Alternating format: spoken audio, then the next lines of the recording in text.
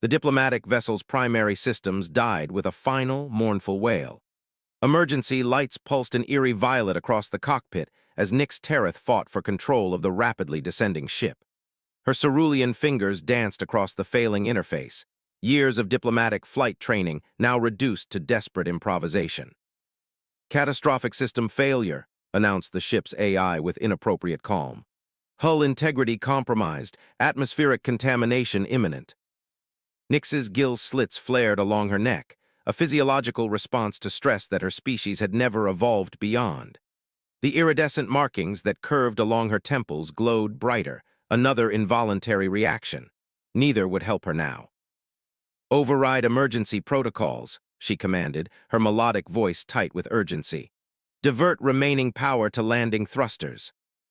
The ship shuddered around her as it tore through the caustic atmosphere of Morbius 9, a planet so hostile it had been designated a galactic exclusion zone decades ago. Nothing survived here. Nothing was meant to. That was precisely why the Interstellar Peace Summit had been arranged in neutral space nearby. No one would think to look for sabotage in a system containing only dead worlds.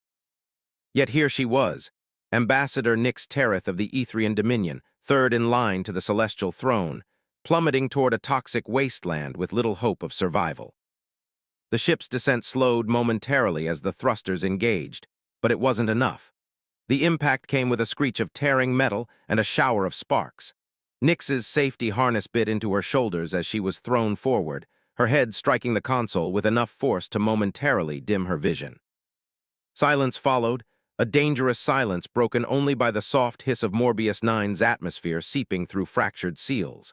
Nyx's eyes widened in alarm. The planet's toxic atmosphere was legendary among xenobiologists, capable of dissolving standard environmental suits in minutes and organic tissue in seconds. Etherians were known for their resilience to hostile environments. Their homeworld's high-pressure methane oceans had forced evolutionary adaptations unlike any other sentient species. But Morbius 9 was a different category of lethal. Her trembling fingers found the emergency pack beneath her seat. Inside was an environmental suit, standard diplomatic issue, not designed for Morbius 9's particular brand of lethality, but better than nothing. She sealed herself inside, wincing as the torn fabric of her ceremonial robes caught in the fastenings. "Mayday, Mayday," she gasped into the communication array. "Ambassador Nyx Tereth, Etherian diplomatic vessel Starward Harmony down on quarantine planet Morbius 9, coordinates unknown, requesting immediate extraction." Static answered her plea. The ship's communication systems were dead, or perhaps the planet's unique magnetic fields were interfering with the signal. Either way, no help was coming. The portable scanner on her wrist beeped a warning. The environmental suit was already beginning to degrade. Tiny pinpricks of pain flared across her skin where the planet's atmosphere found its way through microscopic breaches. Nyx sealed her helmet and checked her oxygen levels. 4 hours at most. The ship's life support was failing rapidly, toxic air seeping through expanding cracks in the hull. The emergency beacon seemed intact, but its range would be limited by the same magnetic interference that blocked her communications. Her diplomatic training had covered crisis scenarios, but nothing like this. The emergency protocols were clear: stay with the ship. But with toxic air seeping in and systems failing, the ship was quickly becoming a death trap. According to her damaged scanner, there was a ridge 3 kilometers to the east that might offer enough elevation to boost her emergency signal. It was her only chance. Nyx gathered what supplies she could salvage: emergency rations, a water purifier, medical supplies, and prepared to leave the relative safety of her ship. The airlock cycled open with a reluctant hiss, revealing Morbius 9's bleak landscape. Crystal formations stretched toward a sickly yellow sky, their facets refracting light in hypnotic patterns. The ground beneath her boots crackled with each step, a thin crust breaking to reveal bubbling, corrosive mud beneath. In the distance, what appeared to be vegetation swayed in the toxic breeze, not plants but crystalline structures that had somehow evolved to mimic organic life. Beautiful, deadly, utterly alien. Each step was a carefully calculated risk. The suit's integrity monitor beeped with increasing frequency as Morbius 9's atmosphere worked to dissolve her only protection. The rigid diplomatic training that had defined her life now seemed laughably inadequate. An hour into her journey, the first real symptoms began. Her skin, normally a vibrant cerulean blue, developed angry violet blisters where the toxic atmosphere had breached her suit. Each breath became more labored, her lungs burning as if filled with glass shards. The ridge still loomed impossibly far ahead. When she stumbled for the third time, Nyx's emergency pack dislodged, spilling precious filters across the crystalline ground. Her fingers, clumsy in the degrading gloves of her suit, struggled to retrieve them. "No, no, no," she wheezed, dropping to her knees. The filters were ruined, punctured by the sharp crystal formations that covered the ground. The world tilted sideways as she collapsed.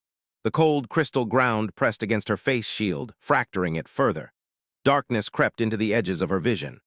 As consciousness began to fade, Nyx found herself thinking of home, the luminescent depths of Etheria's methane oceans, the floating cities with their soaring architecture, the gentle pressure of depth that had cradled her since birth.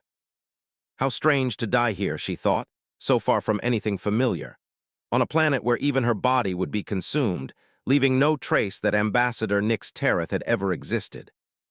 15 kilometers away, Emmett Garrow was cataloging crystalline fungal specimens when his modified scanner beeped. The sound was so unexpected, he nearly dropped his collection case. 3 years stranded on Morbius 9 had taught him to ignore phantom signals, echoes from ancient satellites or ghost readings from the planet's magnetic fields. But this signal was different, active, recent. Emmett adjusted his breathing apparatus, the familiar hiss of filtered air accompanying each breath.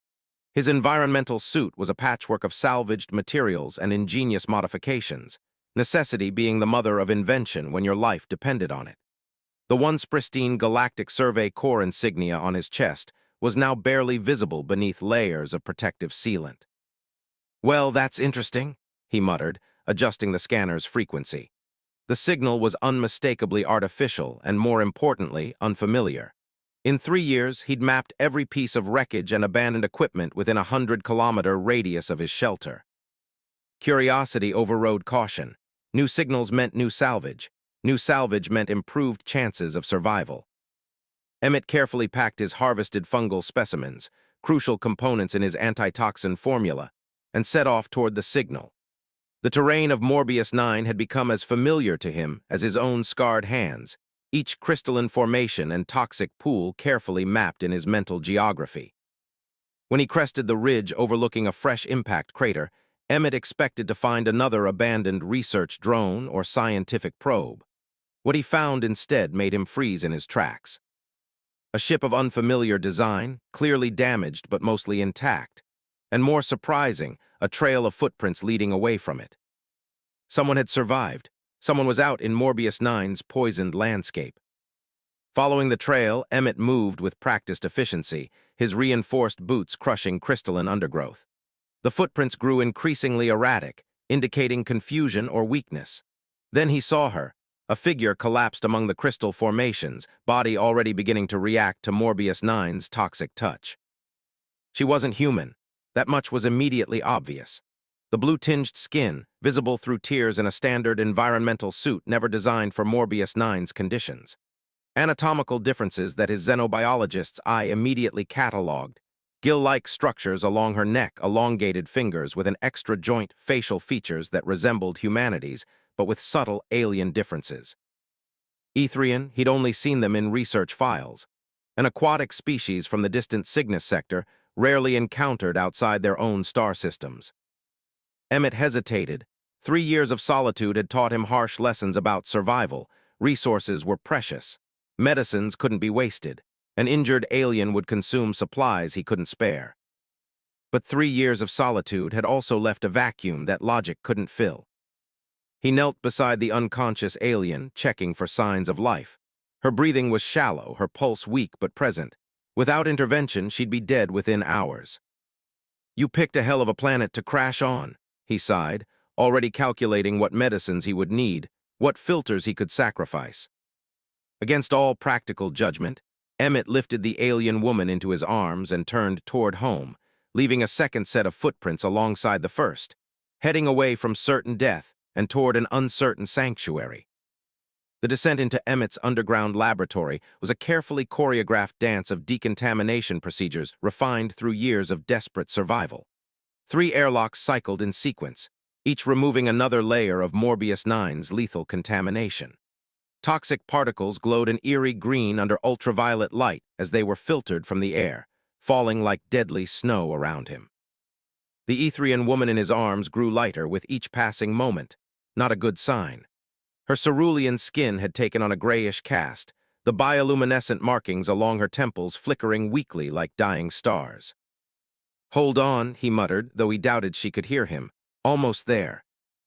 The inner chamber of his sanctuary revealed itself as the final airlock hissed open. What had once been an abandoned Galactic Survey Corps outpost was now a warren of repurposed equipment and salvaged technology. Hydroponic gardens lined one wall, growing genetically modified plants that processed Morbius-9's compounds into breathable oxygen.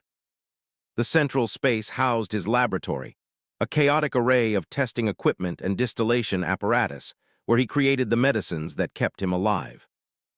Emmett laid the alien carefully on his medical table, hastily cleared of research notes and specimen containers. Up close, her physiology was even more fascinating. The cerulean skin had an almost metallic quality to it, covered in a microscopic pattern of scales that caught the light when she moved.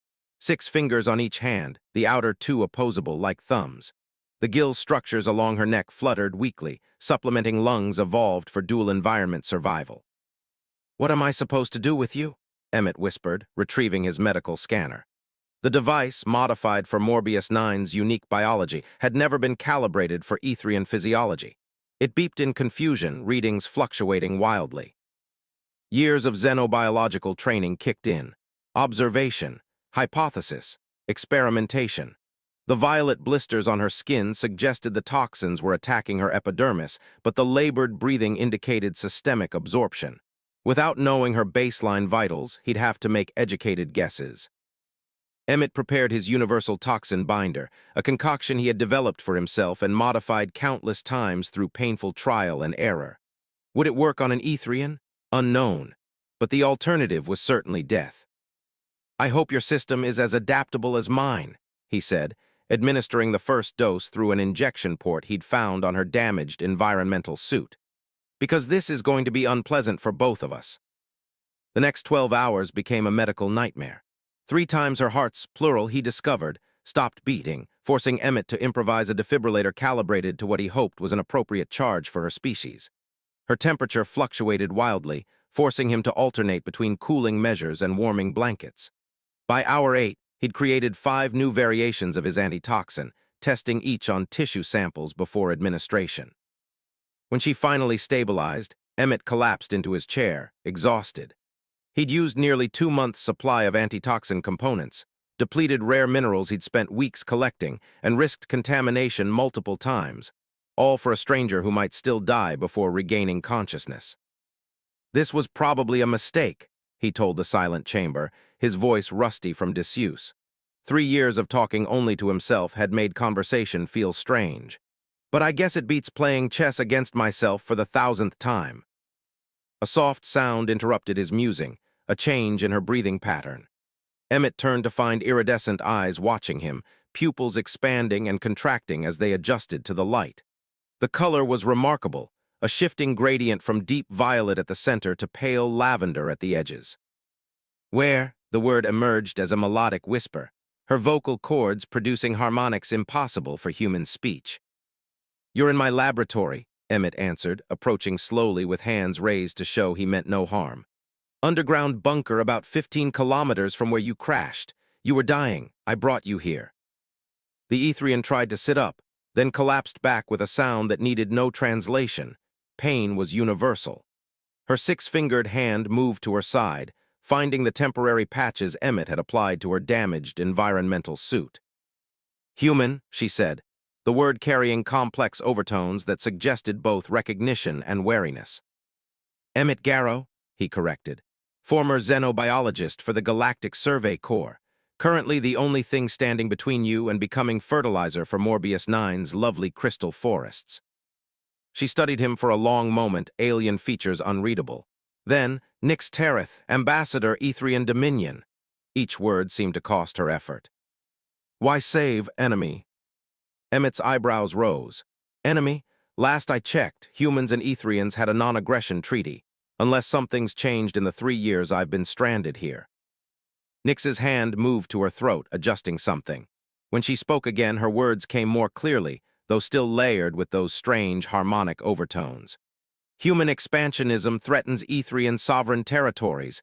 Border conflicts have escalated. Well, that's politics, Emmett shrugged, turning to check his distillation apparatus. The next batch of antitoxin was nearly ready. Down here, there's just survival. You needed help. I provided it. Simple. The look she gave him suggested nothing about the situation was simple. Her eyes darted around the laboratory, taking in the equipment, the sealed doorways, the carefully maintained life support systems. You live here alone. 3 years, 4 months, 22 days, Emmett confirmed grimly. Not by choice. Research expedition went bad. Extraction team never came. Survival protocols kicked in. He gestured to the complex array of equipment around them. I adapted. Nyx attempted to sit up again, more carefully this time. Her movements were graceful despite her injuries, fluid in a way that reminded Emmett of underwater motion. I must send signal. Others will come. Your distress beacon was damaged beyond repair, Emmett said, watching her face fall. And even if it wasn't, the planet's magnetic field interferes with most standard frequencies. Trust me, I've tried everything short of building a space elevator. He paused, studying her reaction. Which raises the question, what was an Etherian diplomatic vessel doing near Morbius 9 in the first place? This sector is under strict quarantine. Nyx's luminescent markings flared brighter, a reaction Emmett catalogued as potential stress response. Her eyes narrowed, suspicion clouding her features. Diplomatic convoy to Peace Summit. We were attacked. By humans, Emmett asked. By extremists, she answered carefully. Those who profit from conflict. The distillation apparatus beeped, indicating the next dose was ready. Emmett moved to retrieve it, aware of Nyx's eyes tracking his every movement. The silence between them was heavy with unasked questions and unstated fears. She was his first contact with another sentient being in over 3 years, yet he couldn't shake the feeling that she was holding something back, something important. This will help with the toxins still in your system, Emmett explained, approaching with the medicine. But I should warn you, there's no leaving this bunker without proper protection. The filters in your suit are beyond repair, and Morbius 9 doesn't forgive mistakes. Nyx looked at the medicine, then at Emmett, calculation evident in her alien features. She had crashed on a deadly planet, been rescued by a member of a species her people considered hostile, and now depended entirely on this stranger for survival. Why should I trust you? She asked finally. Emmett offered a tired smile. Same reason I'm trusting you not to kill me in my sleep. Neither of us has a better option.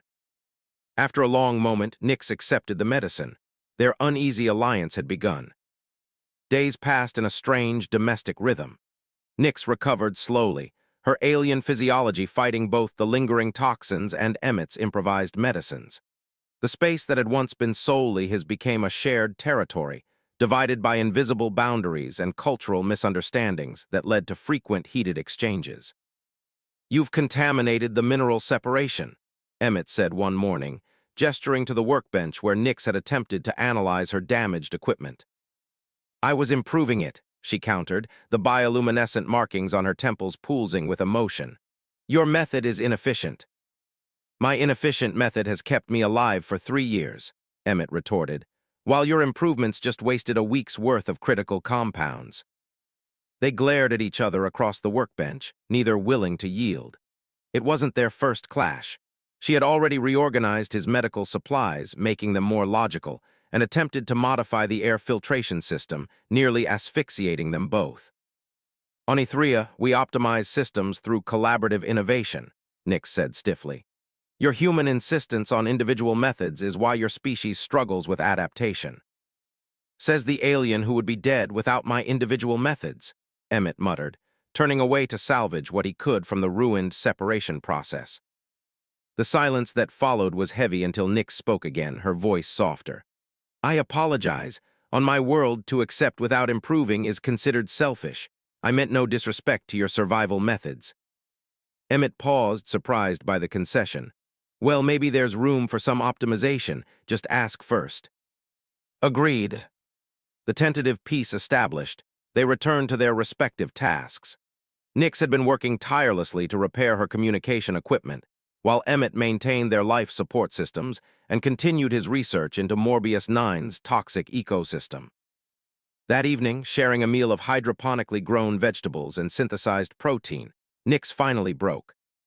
The crystalline forest of Morbius-9 shimmered under the alien sun, deadly beauty stretching to the horizon. Each step required careful navigation. Some crystal formations secreted contact toxins capable of burning through their protective suits within minutes. Others released spores that could clog filtration systems if disturbed. Emmett and Nix moved in tandem, communicating through hand signals and occasional whispers over their suit communicators. 3 days into their journey, they had settled into a rhythm of mutual protection. Emmett's knowledge of the planet's hazards complemented Nix's tactical awareness and diplomatic instincts. The valley narrows 2 kilometers ahead, Emmett explained, consulting his terrain mapper. We'll need to cross the acid flats to reach the eastern ridge. Nix's eyes, visible through her helmet's faceplate, studied the distant landscape. The luminescent markings on her temples pulsed with concern. The ship landed in the extraction zone, didn't it? Where the toxin concentration is highest. Emmett nodded grimly. The old mining outpost. GSC abandoned it when they realized the compounds were too volatile for safe extraction. 4 research teams died before they implemented the quarantine. Yet you survived, Nix observed, her voice carrying those musical harmonics even through the suit's communication system. By respecting what this planet can do, Emmett replied. Something your extremist friends might not understand until it's too late. They pressed forward, each carrying specialized equipment. Emmett's pack contained monitoring devices and neutralizing agents developed during his years of research. Nix carried weapons salvaged from her escape pod and modified with Emmett's expertise, defensive measures against both Morbius-9's hazards and the extremists who had come for them. By midday, dark clouds gathered on the horizon, not natural weather but a toxic storm generated by the planet's unstable atmospheric chemistry. Such storms could dissolve standard environmental suits in minutes, stripping flesh from bone shortly after. We need shelter, Nix said, scanning the terrain. The storm will overtake us before we can reach the eastern ridge. Emmett checked his mapper, relief washing over his features. 4 kilometers north, an abandoned research outpost, secondary facility for the main extraction zone if it's still intact. Lead the way, Nix instructed, adjusting her course to follow him. They reached the outpost as the storm's edge began to overtake them, caustic droplets sizzling against their suit armor, leaving shallow pockmarks in the protective coating. The facility's outer doors were sealed shut, forcing Emmett to override the security protocols with codes long since obsolete. Hurry, Nix urged, her 6-fingered hand resting on the sidearm holstered at her hip. The storm clouds churned overhead, descending with unnatural speed. The doors finally slid open with a reluctant groan of disused mechanics. They stumbled inside, sealing the entrance behind them just as the storm enveloped the outpost. Acidic rain hammered against the reinforced walls, seeking entry with mindless persistence. The interior of the outpost was dark, emergency lighting barely functional after years of abandonment. Emmett activated his suit's external lights, illuminating a reception area covered in a fine layer of crystalline dust. Display screens hung from walls, cracked and lifeless. Research equipment lay scattered across workstations, abandoned in what appeared to be a hasty evacuation. We should be safe here until the storm passes, Emmett said, setting down his pack. But we can't remove our suits. This place hasn't been decontaminated. Nix nodded, already moving deeper into the facility, her own lights sweeping across abandoned workstations. We should search for anything useful. Information about the extraction zone, schematics of the facility. They separated to cover more ground, maintaining communication through their suit intercoms. Emmett focused on the research laboratories, hopping to find data that might help them understand what the extremists were after. Nix investigated the administrative sections, seeking tactical information about the facility's layout. Emmett, Nix's voice crackled over the intercom an hour later. I've found something. Central Operations Room. He found her in what had once been the facility's command center, standing before a still-functional terminal. Her six-fingered hands moved across the interface with surprising dexterity, navigating through encrypted files. "How did you access those?" Emmett asked, impressed. "Those servers should be dead after all this time." "Emergency backup power," Nix explained, the bioluminescent markings on her temples pulsing with concentration. "And Etherian diplomatic credentials include advanced decryption training. The GSC changed their security protocols after you were stranded, but these systems are old enough to recognize my overrides." The screen flickered, displaying research logs and extraction data.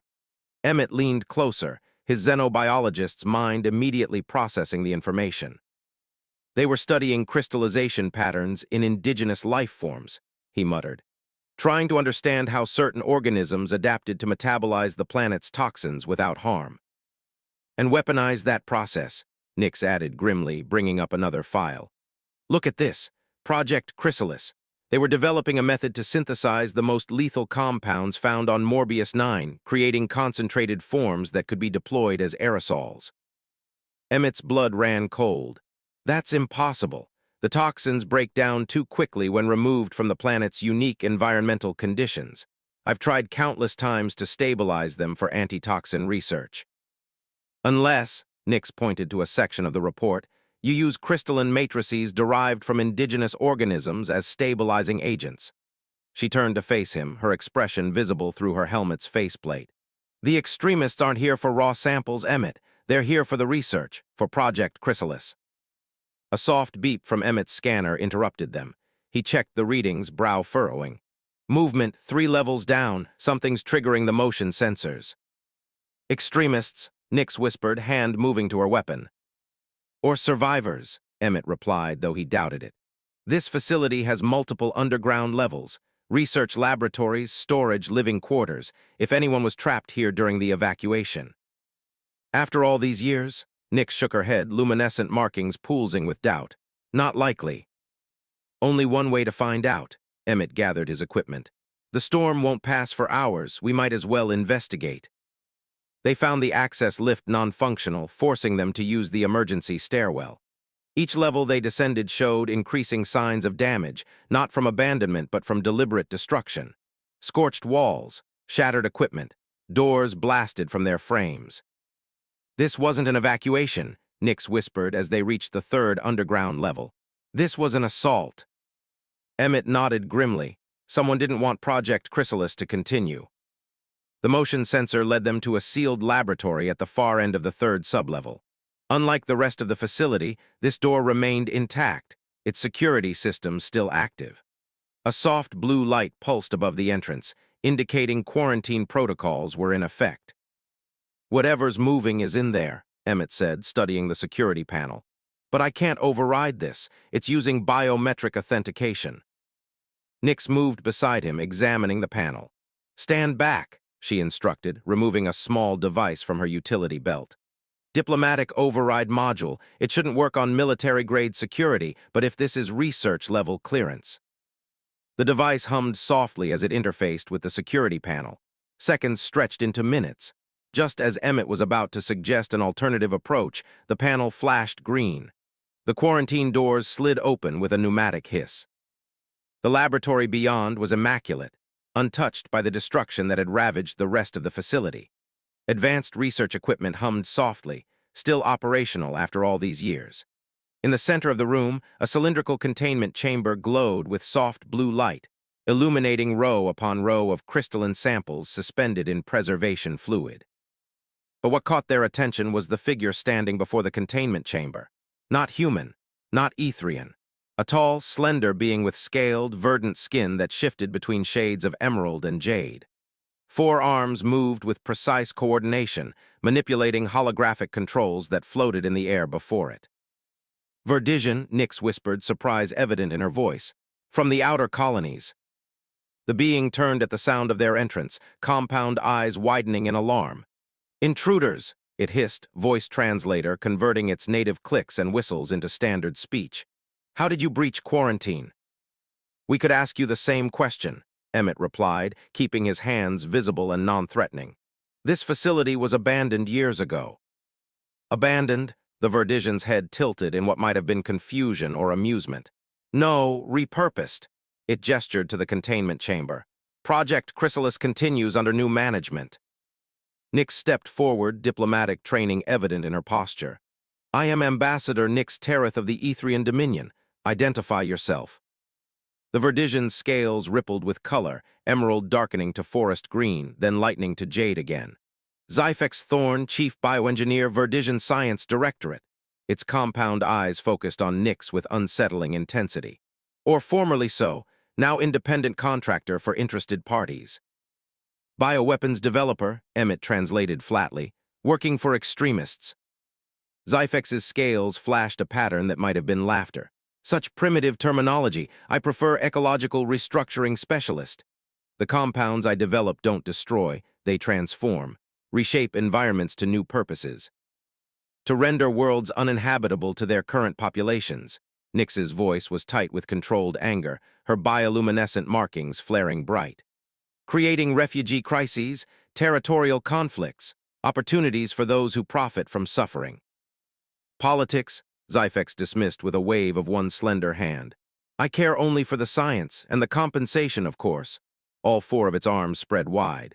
But now I find myself with unexpected guests, a human and an Etherian working together despite your species' ongoing tensions. Fascinating. Emmett stepped forward. The extremists who landed here, where are they? Gathering samples from the northern extraction zone, Zyphex replied with unsettling candor. They bell.